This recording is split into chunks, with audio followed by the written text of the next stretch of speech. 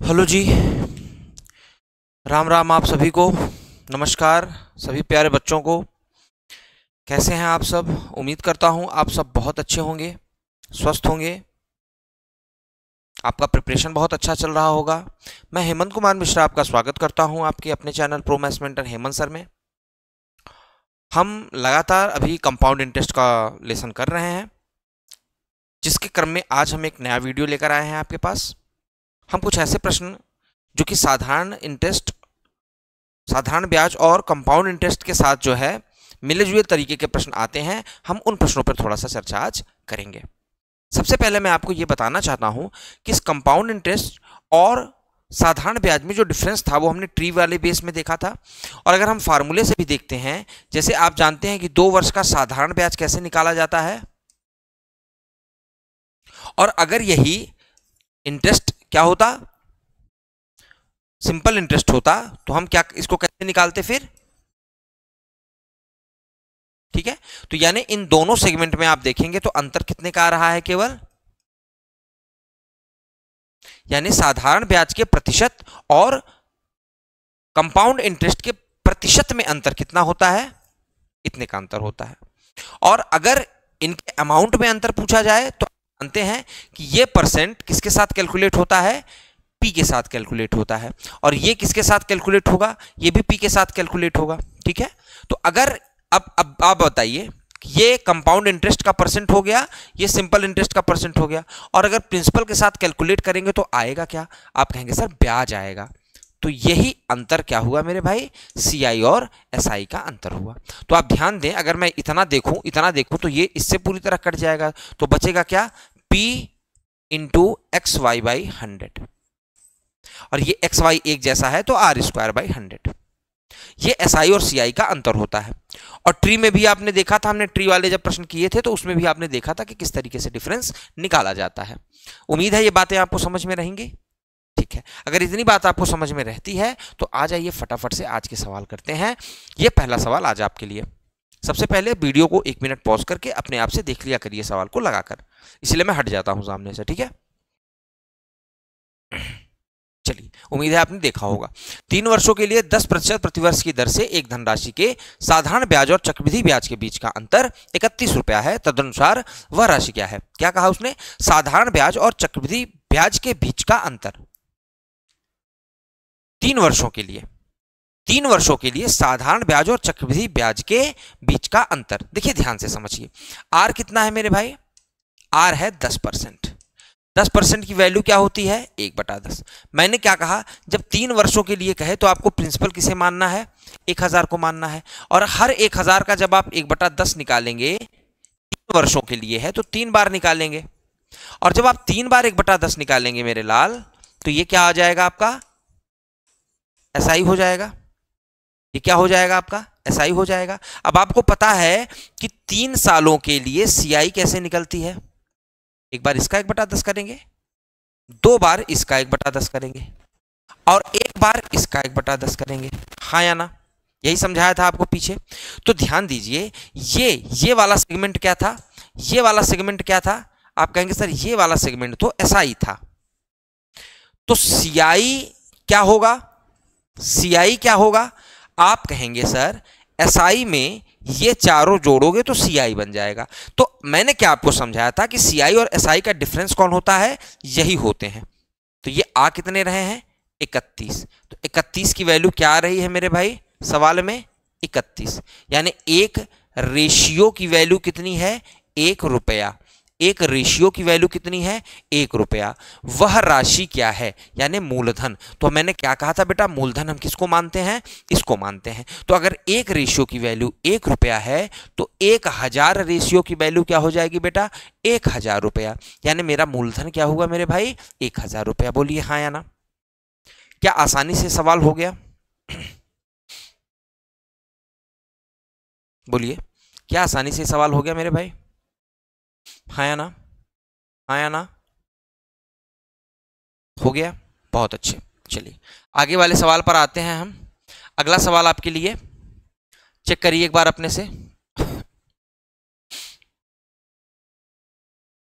आप कहेंगे सर अभी लगाया था तो जो डिफरेंस आया था वो 31 रेशियो का आया था, तो 31 रेशियो की वैल्यू बेटा यहाँ कितनी दी गई है, 93 रुपया, क्योंकि रेट तो वही है ना। तो 31 रेशियो की वैल्यू कितनी दी गई है, 93 रुपया। तो एक रेशियो की वैल्यू बेटा कितनी हो जाएगी, 3 रुपया। तो प्रिंसिपल मेरा कितना था, 1000 रेशियो। तो 1000 रेशियो की वैल्यू क्या हो जाएगी बेटा, 3000 रुपया। बोलिए हाँ या ना, बोलिए हाँ या ना। डन, सवाल डन मेरे भाई, बताइए।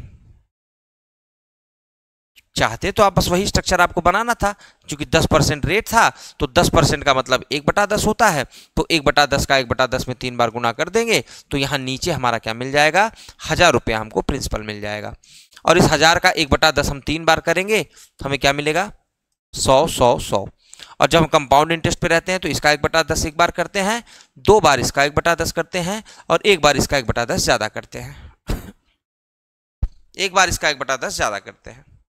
तो ये जो डिफरेंस आता है यही क्या होता है बेटा, CI होता है। ये डिफरेंस क्या होता है, CI होता है। तो उसी हिसाब से हमने ये चीजें कंप्लीट कर ली। बोलिए हाँ या ना।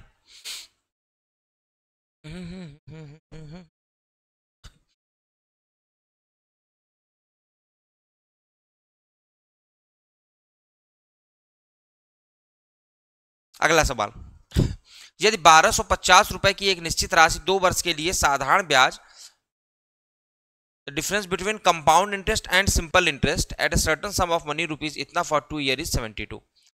ये चक्रवृद्धि है। ये क्या है, चक्रवृद्धि है। ठीक है, डोंट बी कंफ्यूज। यदि 1250 रुपए की एक निश्चित राशि 2 वर्ष के लिए साधारण ब्याज और चक्रवृद्धि ब्याज के बीच का अंतर 98 रुपया देती है तो ब्याज की दर कितनी होगी, ब्याज की दर कितनी होगी। देखो अब सवाल का डाटा ही हमको समझाएगा कि हमें क्या करना है। अब जैसे आपने पीछे 2 सवाल किए थे उस हिसाब से नहीं होगा। क्यों नहीं होगा, क्योंकि आर नहीं पता, वो खेला तो हम आर से करते थे। अब मुझको पता क्या क्या है, दिमाग में फटाफट से रिकॉल कर लिया करो। ये मैं लिखता हूं, आपको लिखना नहीं है, आपको बस समझना है चीजें। ठीक है, टाइम कितना है बेटा, 2 वर्ष है। तो 2 वर्ष के टाइम से मुझे एक ही बात समझ में आई कि ब्याज पर ब्याज, ब्याज पर ब्याज, अरे बात समझ में, ब्याज पर ब्याज। ठीक है, तो मान लो कि पहले वर्ष का, फर्स्ट ईयर का, ध्यान से समझना, फर्स्ट ईयर का जो इंटरेस्ट है, अब वो चाहे कंपाउंड हो बेटा चाहे सिंपल हो, कोई फर्क नहीं पड़ता, दोनों बराबर होते हैं। तो फर्स्ट ईयर का जो इंटरेस्ट है उसको हम मान लेते हैं बेटा एक्स। क्या मान लेते हैं, एक्स मान लेते हैं। ठीक है, फर्स्ट ईयर के इंटरेस्ट को क्या मान लेते हैं, एक्स मान लेते हैं। चलिए आ जाइए यहां पर। अब आपको पता है रेट पूछा है, इस पर इंटरेस्ट लगा है, वही अंतर आया है, ये बात आप कंसोलिडेट है तभी काम बनेगा। ये 98 रुपया जो 2 वर्षों में SICI में अंतर आता है वो क्या है, ब्याज पर ब्याज। समझाया था पहले कि पहले साल के ब्याज पर जो ब्याज मिलता है वही दूसरे साल ज्यादा हो जाता है CI में। तो यानी अगर मैं 98 समझूं तो 98 क्या है, इसका ब्याज है, तो ब्याज बटे मूलधन कर लूं तो रेट निकल आता है। हाँ या ना, आप कहेंगे सर बिल्कुल बिल्कुल, ध्यान देना, ब्याज बटे मूलधन कर लूं तो रेट निकल आता है।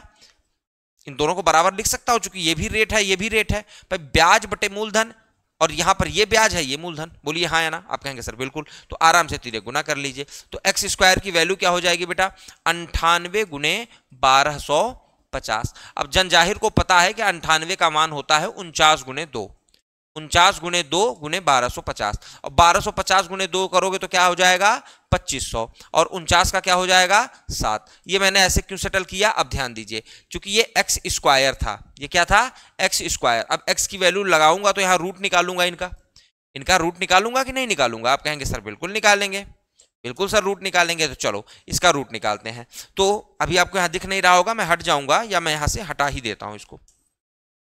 We have a lot of जगह, हमारे पास जगह बहुत है। ठीक है, चलो ये बात बनी। इसके बाद मैंने कहा इस चीज को आप यहां समझिए आकर कि एक्स स्क्वायर बराबर ही रखना है 98 गुने 1250। फिर आपने क्या किया, 98 को 2 गुने 49 गुने 1250 लिखा।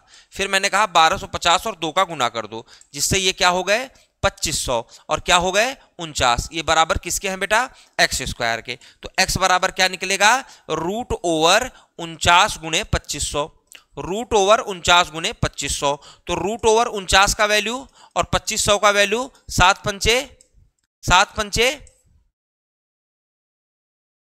7 पंचे x की वैल्यू क्या आ गई 350। चलो आ जाओ, x की वैल्यू 350, 350 बटे 1250, 35 35। चलो काट देते हैं, कैसे कटेगा, 5 सते 35, 5 दूनी 10 और 5 पचम 25, ऊपर नीचे 4 का गुना कर दो तो क्या हो जाएगा 28 बटा 100 यानी 28%। आंसर क्या हो गया मेरे भाई, आंसर हो गया 28%।